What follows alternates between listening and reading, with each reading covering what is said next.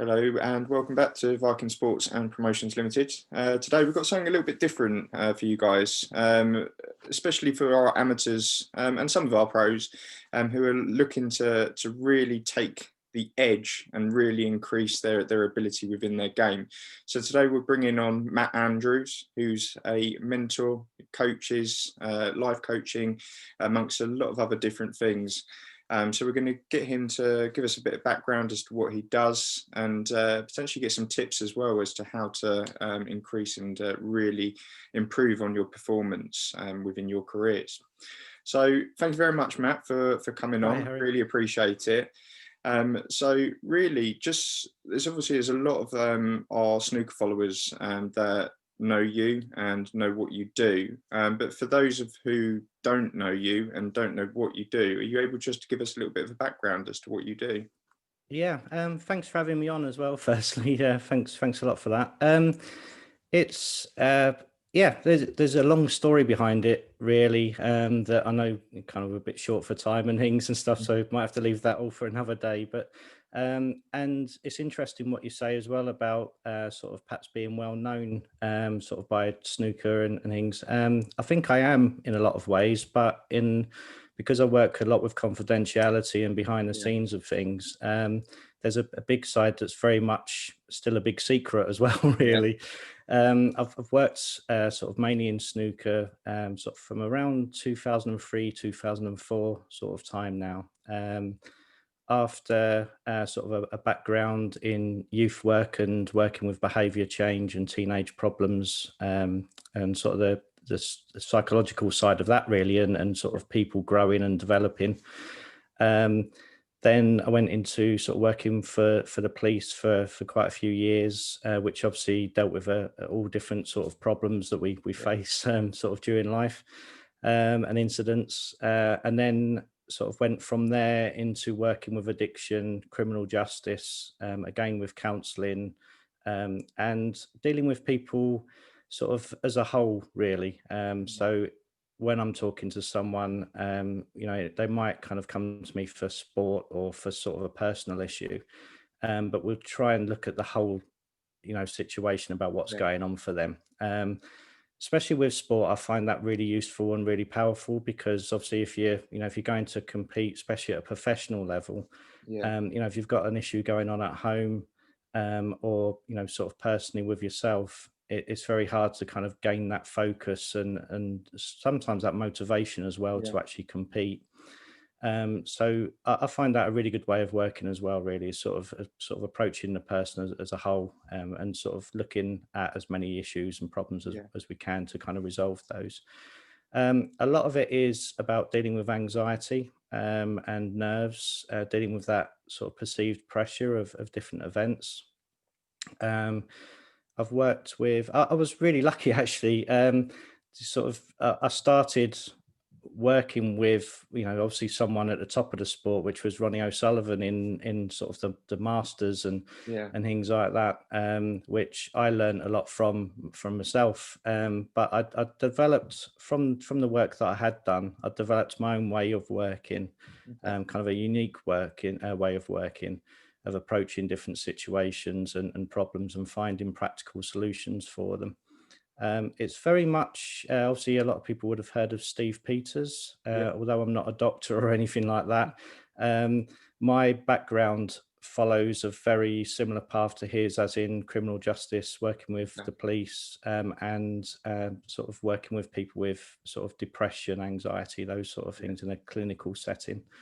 Um, and the whole focus around it was quite a modern way of working as well, really, which you're encouraging the person that you're speaking with to find the solutions of their own problems and yeah, issues, which is a really powerful, long lasting way of working. Because if someone's especially in snooker, if someone's sat in a chair where they can't communicate with you at that time, to be able to have the confidence and the self-belief that they can find a solution to whatever problem is facing them at that time, mm, is a really strong and powerful thing, because it's yeah, them that's actually done that and found that answer for themselves. So a lot of my work is about asking questions, suggesting solutions, but them confirming how they want to go ahead themselves. And it is. There's a lot of coaching techniques that may last for sort of a few weeks, a few Yeah. months, a year, a season. But this way of working, it should be sort of as long as people work at it a little bit and practice it, it should be kind of a permanent positive adjustment, really, Yeah. and sort of change. Yeah. And you see, talking snooker, you see a lot of the players you mentioned there when they're sat in the chair. Ronnie O'Sullivan doesn't look at the Mm. table; he just completely ignores it. You know, look down, he'll be fiddling with his cue or fiddling with something. Counting Um, spots on spoons. yeah, that's Yeah. that's him. But then you've got Mm. other players that will actually look at the table and focus on the table. When you're actually speaking to these players about situations like that, and probably predominantly when they reach the prime of their careers, when they're reaching consistent finals, a bit like Judd Trump at the moment. Mm. What is it that you actually run through with them that they're actually concerned about, or is it more like when they reach their first final? So like Kyron Wilson when he reached the World Championships this year, Mm. just gone. Is it just them having that ability to take the step and try and take and ease that pressure off of them? Is that what you kind of work with them Yeah. to improve on? I've from my background, there's sort of a lot of people and a lot of books will kind of say, and they'll work on the side of, pressure is what you create yourself. So it, which I agree with. That's kind of how it works, really. We'll be in a situation, whether it's a firefighter or whatever, in that kind of situation, and those natural instincts will kind of take over of self-preservation and looking Yeah, after ourselves. That's basically sort of what those feelings and issues sort of are that come up. But it's how we perceive that situation. So it's basically sort of that self-belief, working on that self-belief, dealing with the facts, no matter how small, sort of working with amateurs and things like that. You find those small achievements that you can work on and use as building blocks, really, to build a yeah, solid factual foundation. And that works across all the sports as well. So someone sort of at that level that's perhaps finds themselves into sort of a major final for the first time. It's about reflecting on those things. How did they get there? What are their strengths? Reassuring themselves and working on that self communication, because that's really important as well. yeah, Satisfying that little voice, really, that pops up and says, are you good enough? Can yeah, you do this? Are you safe? And having factual answers to reply to those voices or that voice. yeah, So you can just reassure yourself, take control of that. Obviously, it should get easier as things go on, because the more that you're in that situation, you get more used to it, and you can put tools and ideas and solutions in place to deal with those things. Um, so with especially snooker, because it has been a big thing sort of recently. It's obviously one of the sports that's been able to manage to carry on during these times. So it's been on telly, a lot, which is really good. Especially for that, really, there's a lot of different stages, so it's about adjusting to those stages. And if you can reduce the time it takes to adjust to those different stages, then you're obviously sort of steps ahead of sort of other people that aren't working on that yeah, side. So that makes a huge difference. It's and the recovery time as well. If they do lose in that final, how do you recover? Tournaments are thick and fast at the moment as well, yeah, because I've kind of squeezed the calendar in, which has been really interesting for myself. Because if they gain a result that I always look at it, I've seen Stuart Bingham mention it recently. You don't lose, you just learn, and yeah, that's the way that I always look at it. Good champions have learned a lot in the past, yeah, which means that they haven't had the results that they've wanted in the past. Um, so it's important to have quick and fast recovery time, because at the moment they could be playing another tournament in a day's time, two yeah, days time. So yeah, it's about adjusting to those situations, really, and growing that toolbox, that personal toolbox that yeah, they can go into when they need to pick out things that work for them, that are proven to work, because the evidence has been there as well to kind yeah, of back those things up. yeah, definitely. And with regards to starting off with trying to utilize some of these techniques, especially with amateurs that are coming onto the scene and don't really know what to expect when they make that adjustment from amateur to pro, Mm, whichever sport that may be. Obviously, we cover quite a lot of boxing and snooker yeah. on our page. What is the kind of techniques that these amateurs that are making the step either into the game starting off and have got the pressures of not being aware of where they are and not familiar with the situation, and then the same with moving from amateur to pro, and obviously it's a massive jump in any sort of sport. Yeah. What sort of techniques would you say is really good to start off with, to consistently be using to make it easier as they go along? You've said an important word there, really, which is consistent. So, Yeah, that is so important in sport. So, what I look at from a very early stage, or straight away, really, is sort of looking at building a pathway to their goals and the things that they want to achieve. yeah, So it's basically sort of a lot of communication, obviously a lot of talking. I use a lot of talking therapies sort of during that time, which are very similar to counselling skills, really, to kind of tease ideas and thoughts and things out of them.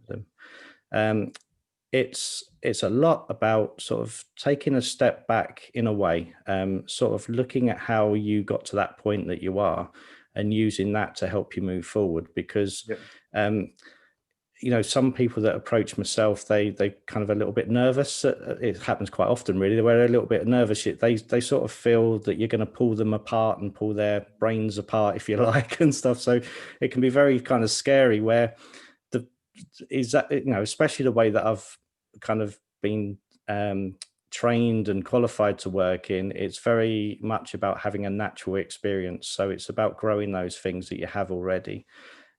It's about kind of that realization of, what do I want to achieve out of the next experience, making those sort of goals and ideas realistic, not short selling yourself by any kind of means, but having a larger goal to aim for, such as being, becoming a professional, staying on tour, yeah, perhaps winning the first tournament, and breaking those down into smaller steps, such as making a first century, having, my first win in a race, and achieving those smaller steps to help you gain to, get to that bigger one.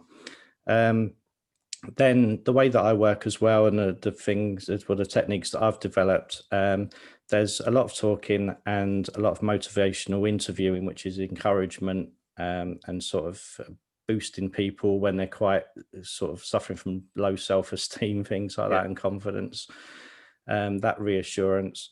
And I do a lot of practical work as well, which is anyone that has worked with me, they'll know that I use a folder with a lot of worksheets in it, so they can visually see a plan developing in front of them.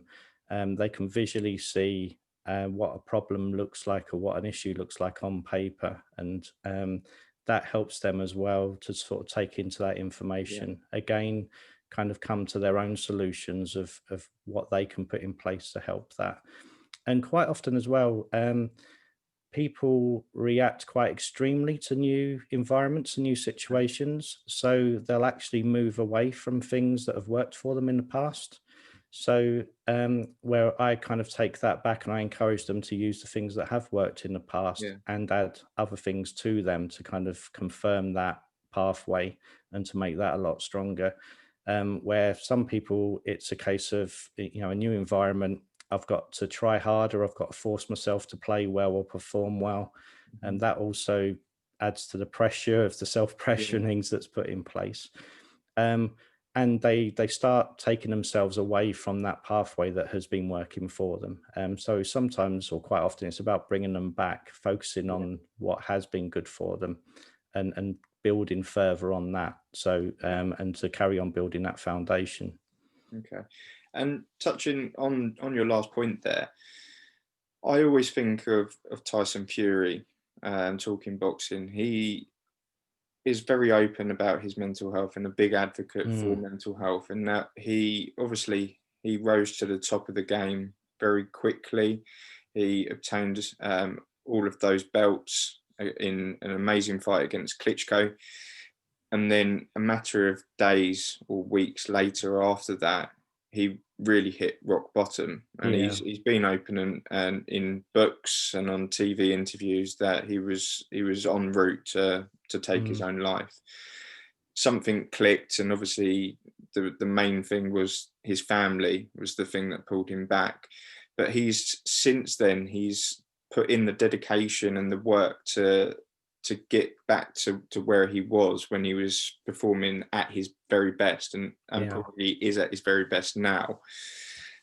When you've got someone like that that has a lot of background problems and issues that they're also dealing with, but then also a professional athlete, Mm. what is it that is different to that that you're having to motivate them that little bit more to achieve those goals that they've set out to reach again? What is it like to work with potentially someone like that that have two sides of it? You know, the depression and anxiety side of, you know, life in general, Yeah. the depression and anxiety about trying to re-achieve those goals or getting back to where they were. What is Mm. that actually like, and how would you work around that? It's a really, really good question. It's and I think as well that's my background. Sort of is in that environment really of Yeah, working with sort of those extremes in hospitals, doctors, surgeries, things like that. Um, and there's a lot of connections sort of between the two. So they are very connected, but then there is the differences as well. A lot of people, when you talk about sport, they'll sort of talk about the mental side, psychological side.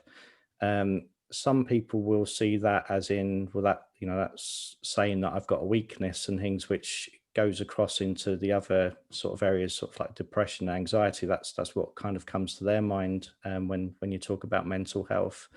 So you've got the performance side, and then you've obviously got sort of the other side that can come from life experiences, which sport and performance can obviously have an impact on as well, and what goes on in our brains chemically as well, and what yeah, changes our moods sort of chemically. Um, that's what intrigues me really, and that's where I get so much excitement from, and it's where my responsibility is to kind of look after that person in both ways. yeah, Um, I'm not frightened at all, really. If someone kind of looks tired and worn out and things, my priority is their health. Whereas other areas, they kind of might be pushing the performance, which I'm obviously interested in because I want them to achieve their goals and I want them to yeah, perform well. But at the end of the day, as well, I want them to be happy and to be content. Um, Luckily within that, within sport, a big part of them being happy and content is them achieving goals and reaching their targets and their aims and lifting up those trophies and things and yeah, gaining the good feeling that comes from that. So it's very much about balance and balancing those two areas.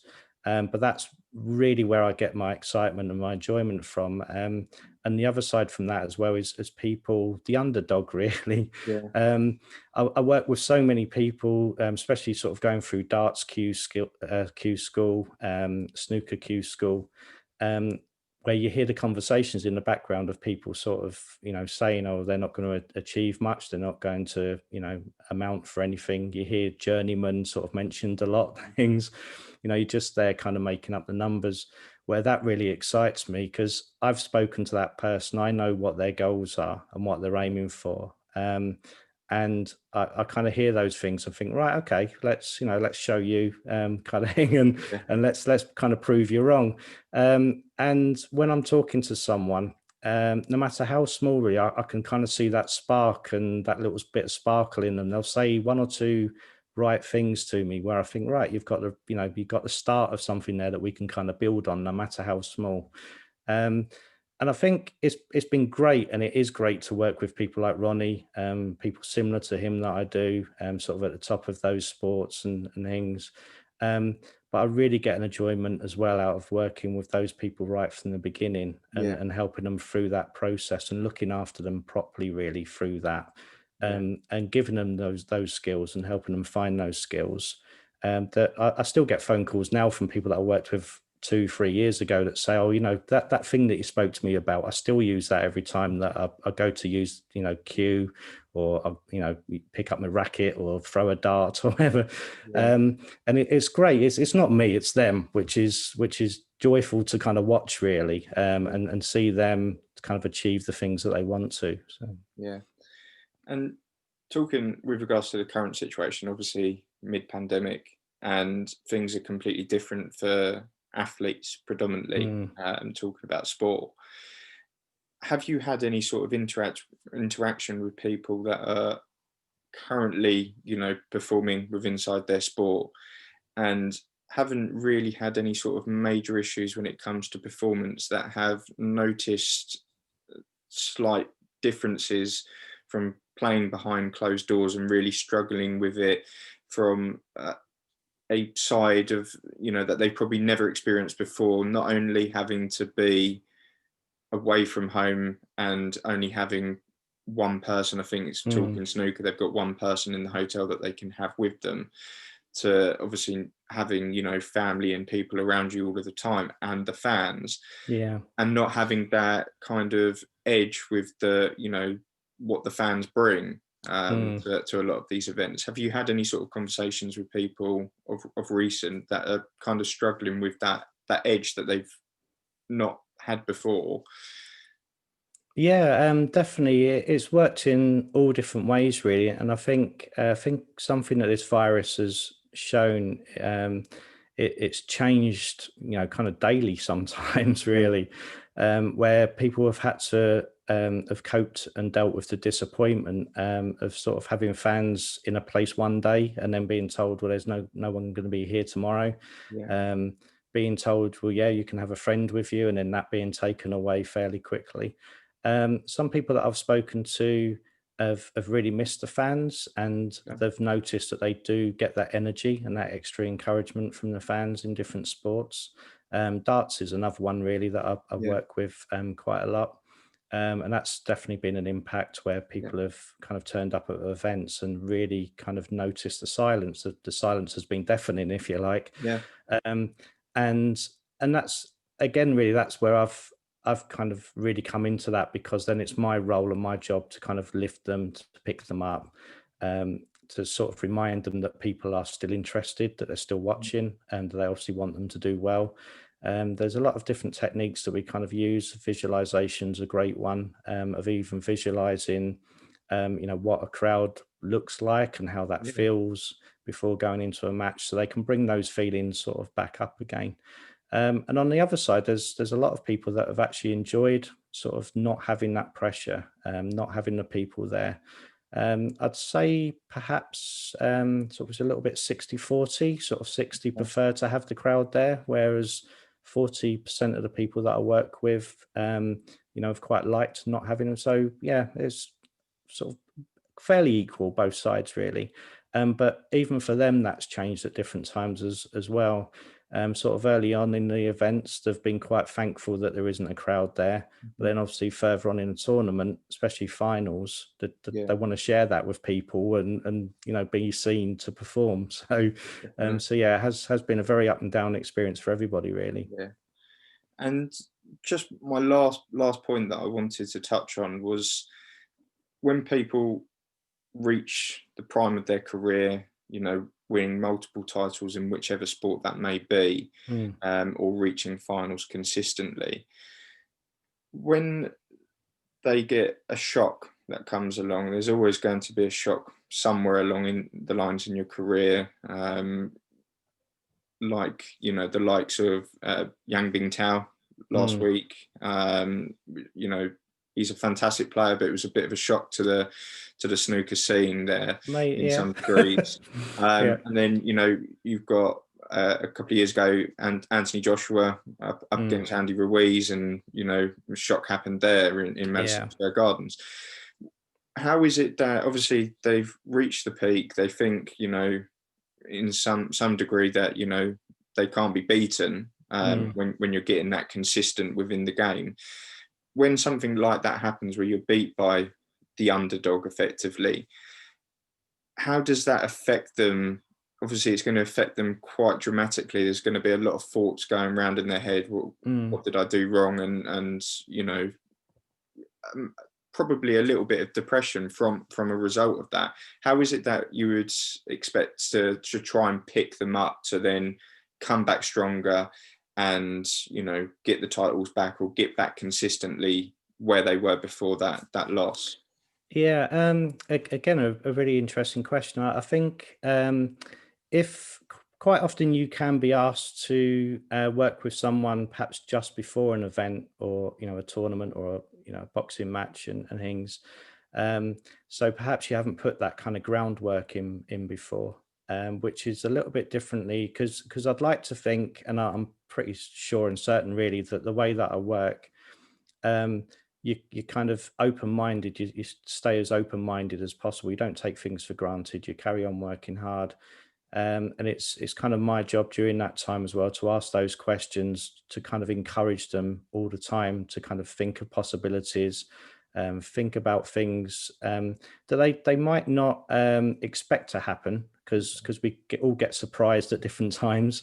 But being open-minded and having that resilience, sort of, that's encouraged, where again really they can kind of recover quickly, and although they might not have expected a specific sort of issue to pop up, that they've got the confidence to kind of, even if it takes a little bit longer, to kind of take that step back, Yeah, and think, okay, this has happened, what can I learn from it? And there's a lesson here.